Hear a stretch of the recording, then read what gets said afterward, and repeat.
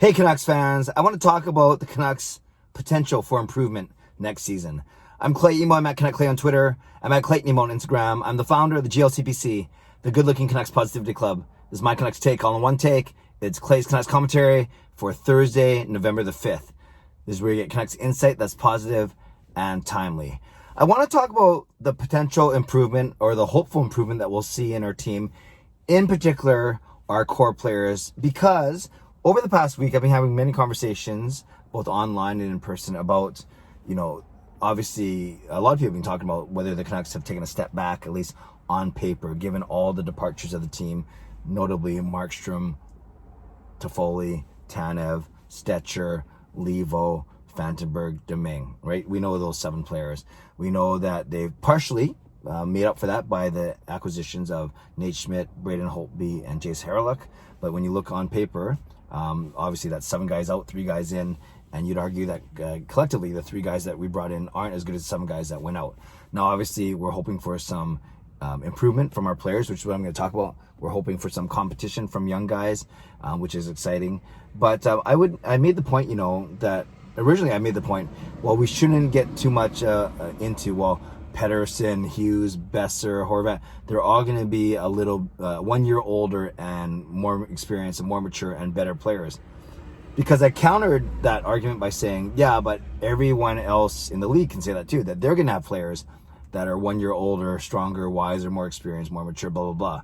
But then a few astute commenters on YouTube have said to me, yeah, that's true. Technically, everyone does get a year older, but it doesn't mean those teams will get better because their core pieces are not as young as the Canucks, are not, do not have the potential for improvement.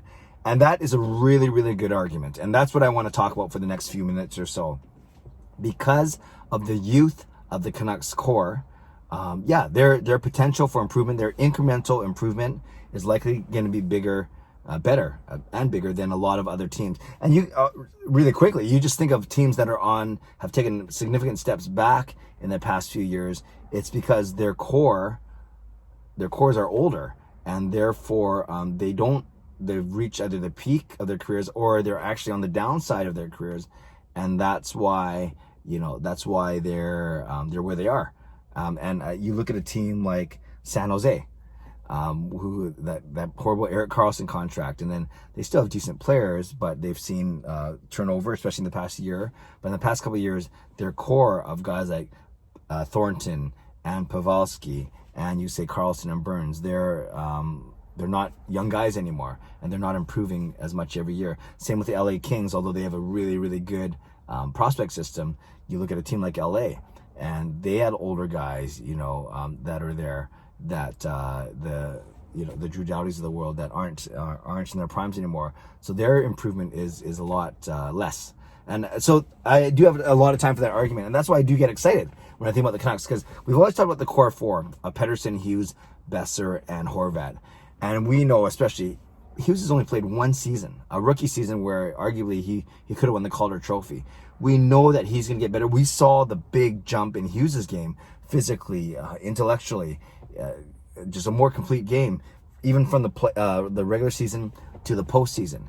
We know Pettersson made monumental strides in his second year, and he basically had the same offensive output, but he was playing so much better defensively. He was playing tougher minutes, and he was finding other ways to get points because teams were taking away his one-timer on the power play from the circle, where he feasted on teams in his rookie season. They were taking that away, so he got different types of assists. He found different ways to score, and so we know that Pettersson's going to continue to get better, and that's just in his DNA. So I don't think we have to worry about our two bona fide all-stars in Hughes and Pettersson. We know they're getting better. We've seen massive improvement in Bo Horvat throughout his career with the Vancouver Canucks. Everything from playing really tough defensive minutes now, even though one of the knocks on his play was his defensive game. He's getting, he's a beast in the face-off circle. And as we saw in the playoffs, he can score big goals. I'd love to see more of that in the regular season. Maybe we will. But he can score big goals and score some really nice goals, too. Just ask the St. Louis Blues.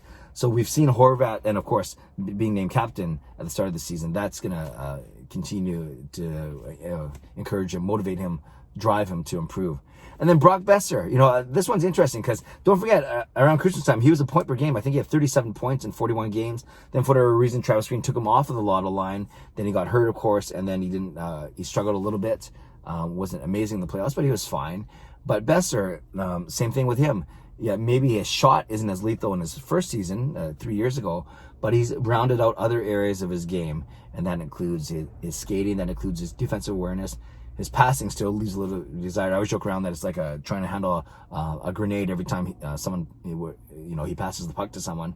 But a few turnovers, but everyone has turnovers. So, but overall, I think Boeser's game has improved too, and he wants to be a big part of this team going forward. So, all to say, I have a lot of time for that argument then that our core is still young. When you look at the core four, in particular, Pettersson, Hughes, Horvat, and Boeser, and their incremental improvements are still going to be much better as they get older. So that excites me. You expand that core four to key players like JT Miller. We saw massive strides in his game. I don't know how much better he can get, but if he can maintain this level for the next 2 or 3 years, that's awesome. Thatcher Demko, look at what he did in the playoffs against Vegas. We expect the same type of linear improvement from him. That's awesome. That